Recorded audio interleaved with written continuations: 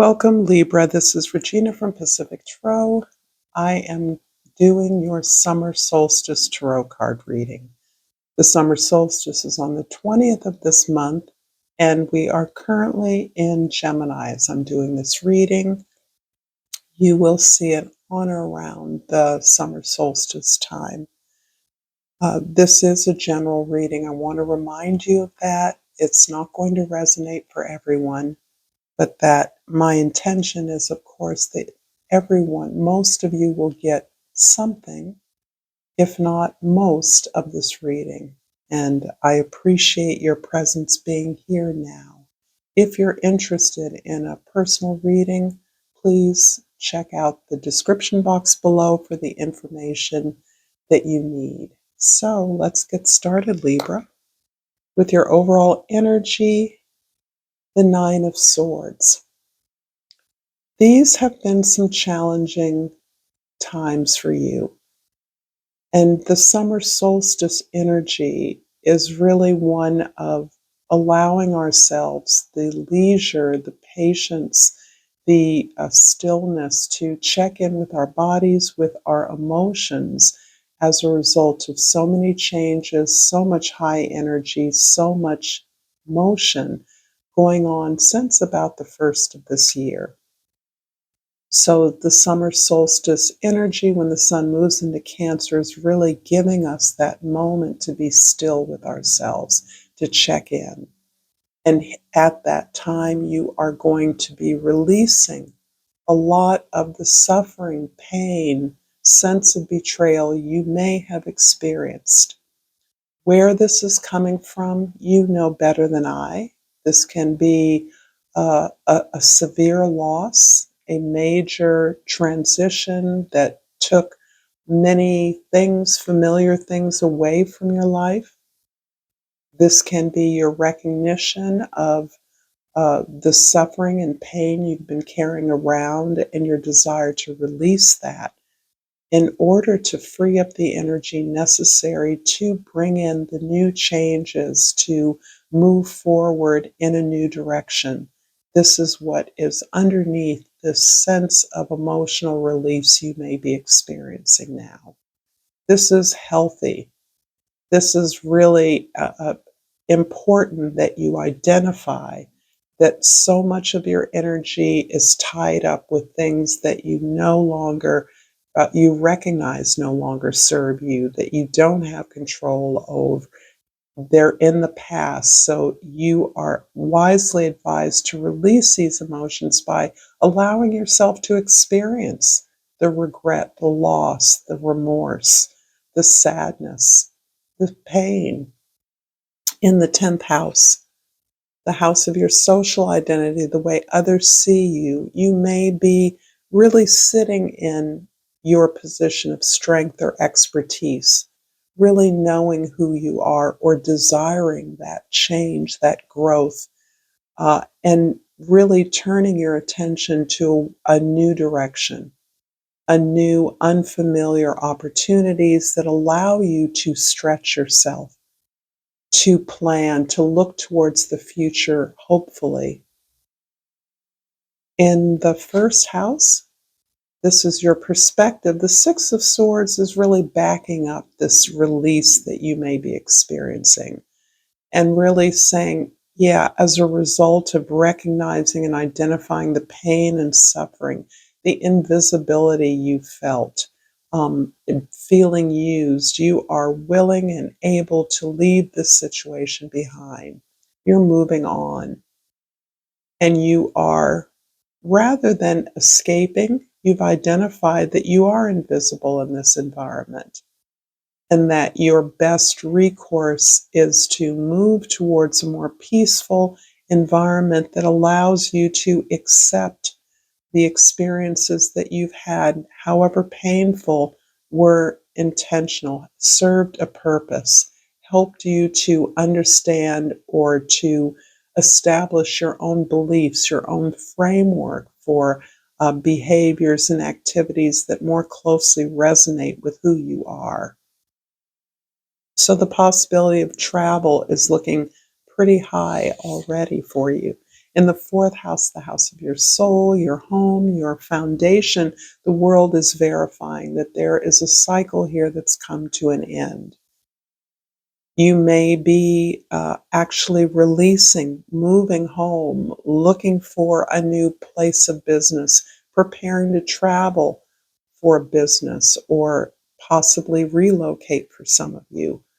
But this cycle of suffering, of laboring under the expectations of those who do not include you in the rewards and the recognition of your effort or even your presence, your spirit, you're moving away from that.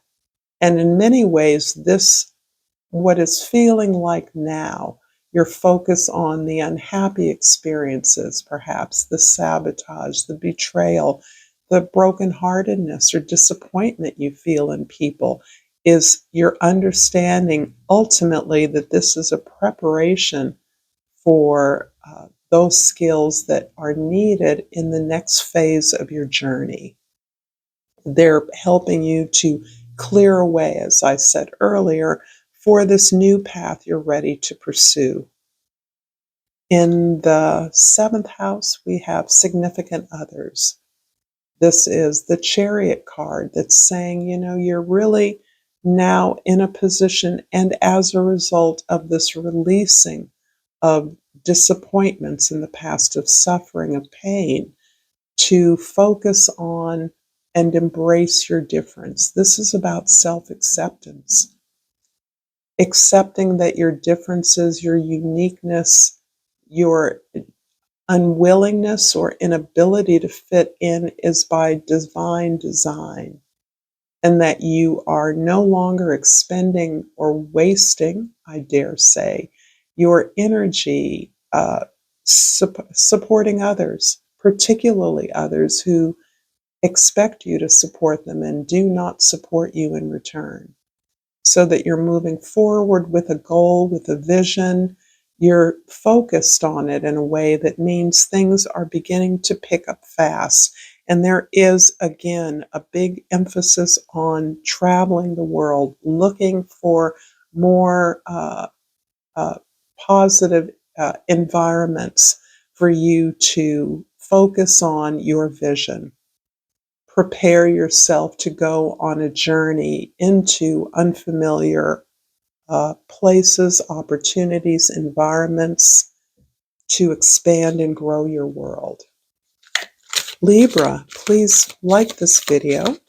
If you're so inspired, please share it with others and subscribe to my channel, Pacific Tarot. I greatly appreciate all the support that you give me, and I can't tell you how grateful I am in this moment to be able to read cards for you. I've pulled trust. I accept that my inner voice will always guide me correctly. It very much feels, I'm going to put this next to the Chariot, it very much feels as though you are allowing yourself not only to be guided but directed towards a mission, a purpose, something that you have determined to do in this life, a contribution you want to make. And from the Hummingbird Oracle, I have Reflecting Pond. Celebrate the true beauty and light that lies within you and others. Let's see about that. I'm going to clarify the Six of Swords in the first house with the Justice card and the Three of Wands in the third house. So the second house is really about balancing or perhaps gaining some recognition or reward that you had previously been deprived. And you gain this as a result of your release of a situation that was not serving you. This can include relationships. Most likely the case that there were individuals or groups or people involved in the sense of betrayal or loss or suffering that you've been experiencing. So that now you recognize as well that you've actually you've balanced out your experience by releasing it. And you're now understanding that you've already earned the right to pursue your dreams. You've already earned and are deserving of the things that you want in life, particularly things that you've helped others to achieve or obtain, to perhaps your own exclusion. And this exclusion may have been unwitting. We often give our love, our support, our energy to others, our power to others, and then we expect them to return that. Uh, and so, in that way, you have striven often to connect with people at a deep level, at a level of equity and balance, and perhaps have been frustrated in many of your efforts. So that now you may be recognizing your value, your worth. You're leaving behind a situation that doesn't see you, is not willing to support your growth or evolution, and you're putting together a project, an opportunity, a quest to establish something that allows you to express yourself, to put together a service or a product that is a collaboration with others. And you've done some of the work to identify people, to network, to find models that you admire. And you're sort of waiting for some of the feedback on that. You're poised to leap. So, here with your focus on the future, you're actually doing the work to create the optimal conditions for a new venture.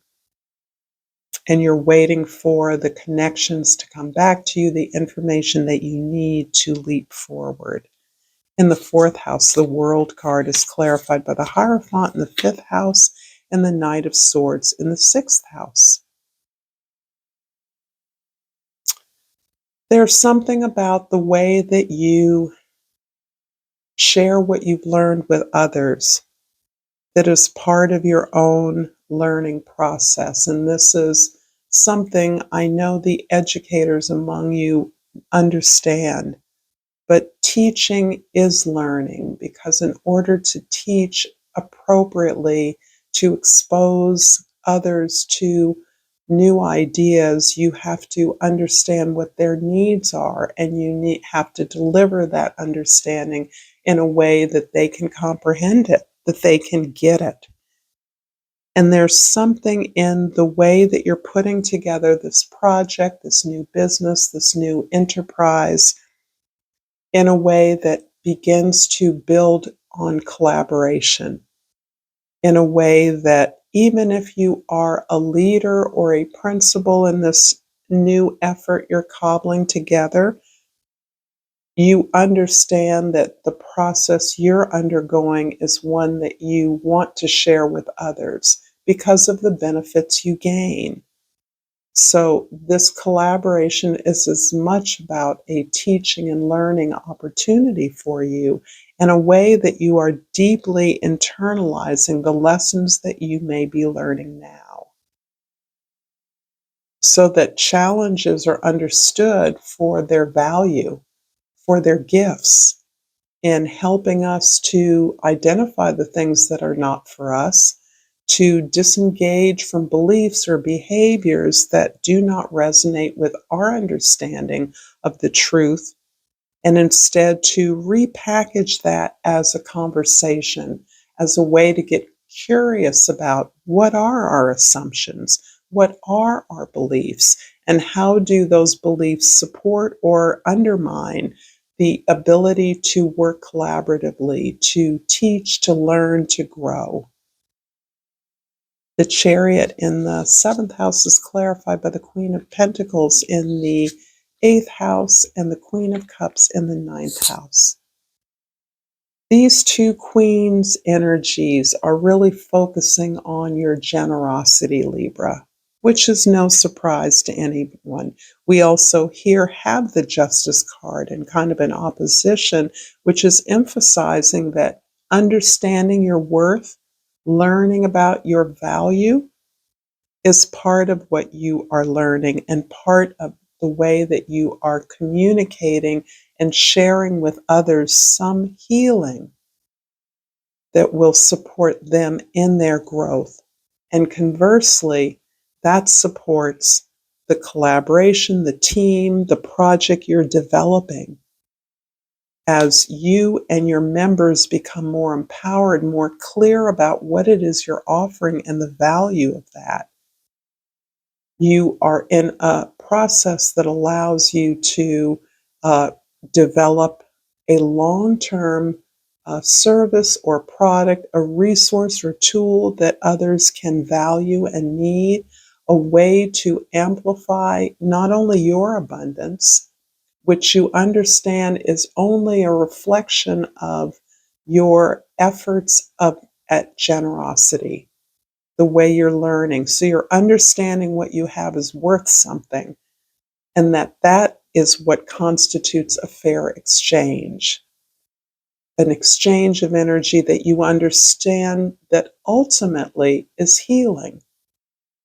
This ultimately teaches you, every exchange teaches you, you learn something from. And that process is one that your team is engaged in, so that you are all simultaneously, horrible word, at the same time growing, learning, and healing together. And this is the way that you are developing your products and services in a way that makes you the benefactor of the help and resources that you offer to others as well. I don't feel like I'm describing this clearly, but I'm hoping that you're understanding that you are in a position of generating constant abundance, wealth, opportunity for others. And in so doing it, you are constantly profiting not only from the rewards of that, but from the process itself becomes one that you enjoy. Identifying the gifts in hardship and difficulty and working at those to uncover your own beliefs, your own empowerment is part of this beautiful process and service you're engaged in. And I would love to know what kind of work you do. I always associate Libras with, at least over the last many readings, this idea of delivering social services. That can also accompany, that can be law, that can become education. That my vision of social services is from an, a point of view that believes that all people deserve certain inalienable human rights. That's your business. The Two of Wands in the 10th house is clarified by the Moon card in the 11th house and the 10 of Pentacles in the 12th house. Wow, I just have to jump to the 10 of Pentacles to talk about legacy, to talk about this greater and deeper understanding you have of your own privilege, your own abundance, your own opportunities. To be in the position you're in, to be able to breathe, to create, to build, to grow, you recognize that all the components of that give you an advantage that you want to share with others. But you're doing that in a most interesting way. And it is ironically through the pain and suffering that you are releasing, that you're not stepping away from, quite possibly because you can't. You have to look at the shadows, the experiences of hurt, betrayal, suffering imposed on you by others, inflicted on you by others. And in many ways, that helps you face things that you would ordinarily turn away from because they are too painful. We all have uncomfortable aspects of our experience, our behavior that we don't like, things about ourselves we don't like, and we usually just close the lid on it. You have a unique opportunity. Perhaps it is through your colleagues, your coworkers. It can be family members, it can be intimates, but it is at a larger scale. And to work together to relieve the suffering of humankind. I know that's generic and cliched, but there is a very hands on and creative way that you're doing that. You're doing that through your efforts. But what you are doing, which is goes against the current of our social media, is you're looking at the hard things. It's not about a tabloid murder sheet about all the ills in the world. That's not what I'm talking about. You're actually looking underneath the social ills that we all experience: homelessness, uh, hunger, poverty, um, lack of educational access, whatever it is that is critical to you. But those are examples of the ills of the world that I believe you and your team and like minded people are actually brave enough, courageous enough to face, to understand, and to explicate in some way through your efforts. I'm going to finish up this reading, Libra, with a yogic path oracle, and hoping that this is clear to the extent I can render it. This is one of the most interesting readings that I've ever done, and that seems to be a trend these days with the solar energy that's out there. And I've pulled Anahata, which have learned, I believe, is the heart chakra. And so I'll read you a little bit about that. Heart chakra, Anahanta. I love it when I'm getting these ideas. Your heart has opened its chambers to new possibilities, and the light is coming through to soothe its once dark corners. This love heals all and allows you to see all people for their greatest potential, including yourself. By putting down your armor, you're truly able to use the intelligence of your heart, which will always guide you in the right direction. Trust the journey of the heart. It may not always make sense to the mind, but it is aware of possibilities the mind cannot even envision.